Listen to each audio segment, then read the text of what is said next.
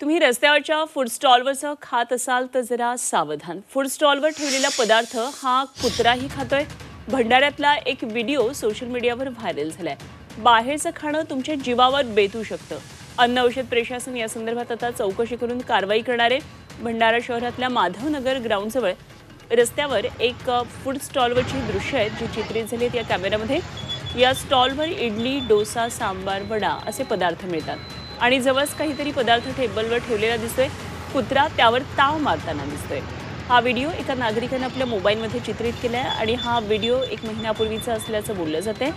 सध्या हा video social मीडियावर चांगलाच व्हायरल झालाय। एकीकडे कुत्र्याची लाळ ही मानवी शरीरासाठी घातक असते। आता हा सगळा प्रकार समोर आल्यावर अन्न व औषध प्रशासनानं चौकशी करून कारवाई करणार असल्याचं सांगितलं।